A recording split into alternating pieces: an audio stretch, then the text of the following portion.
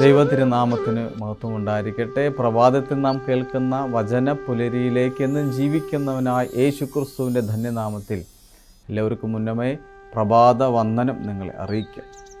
പ്രിയമുള്ളവർ, ഒരു രാജാവ് തൻ്റെ ജീവിതത്തിൽ തൻ്റെ അടുക്കൽ വന്നൊരു പ്രവാചകൻ പറയുകയാണ്, നീ മരിച്ചു പോകും, നിൻ്റെ കാലം തീരാറായി, നീ പെട്ടെന്ന് മരിച്ചു പോകും എന്ന് പറയുമ്പോൾ ഒരു രാജാവ് എടുക്കുന്ന നിലപാടുണ്ട്. സ്വാഭാവികമായിട്ടും അധികാരത്തിലിരിക്കുന്ന വ്യക്തിയോട് തൻ്റെ ജീവിതത്തിൽ ഉണ്ടാകാൻ പോകുന്ന ദുരിതത്തെക്കുറിച്ചോ അല്ലെങ്കിൽ ഇനി സംഭവിക്കാൻ പോകുന്ന കാര്യങ്ങൾ നിനക്ക് പ്രതികൂലമാണെന്ന് അറിയുകയോ ചെയ്താൽ ഉറപ്പായിട്ടും ആ അധികാരി ചെയ്യാൻ പോകുന്ന നേരെ വിപരീതമായിട്ട്, എന്ന് വെച്ച് കഴിഞ്ഞാൽ എൻ്റെ അധികാരത്തിൽ ഞാനിരിക്കുമ്പോൾ എനിക്ക് ചെയ്യാൻ പറ്റുന്ന മാക്സിമം ചെയ്ത് ഒന്നെങ്കിൽ നല്ലതാക്കും അല്ലെങ്കിൽ നശിപ്പിച്ചു. ഇവിടെ ഒരു രാജാവ്, 2 രാജാക്കന്മാരുടെ പുസ്തകം 20-ാം അധ്യായം അതിൻ്റെ 3-ാമത്തെ വാക്യം ഒന്ന് തൊട്ട് കാണുന്നത് ഇങ്ങനെയാണ്. എസെക്കിയായുടെ മാരകമായ രോഗം ബാധിച്ച് കിടക്കുമ്പോൾ ആമോസിൻ്റെ മകനായ യേശയ്യാ പ്രവാചകൻ വന്ന് പറയുകയാണ്. എന്നിട്ട് ഇതെല്ലാം പറഞ്ഞ് നീ മരിക്കും എന്നൊക്കെ പറഞ്ഞപ്പോൾ അവൻ ചുമരിനോട് തിരിഞ്ഞു കിടന്നിട്ട് പറയുന്ന ഒരു പ്രാർത്ഥനയാണ് നമ്മുടെ വിഷയം. പറയുകയാണ് 3-ാം വാക്യത്തിൽ, കർത്താവേ, ഞാൻ വിശ്വസ്തയോടും ഏകാഗ്രത ഹൃദയത്തോടും തിരുമുമ്പിൽ നടന്നു നിനക്ക് പ്രസാദമായത് ചെയ്തിരിക്കുന്നു എന്ന് ഓർക്കണമേ എന്ന് പറഞ്ഞു എസെക്കിയാ വളരെ കരഞ്ഞു.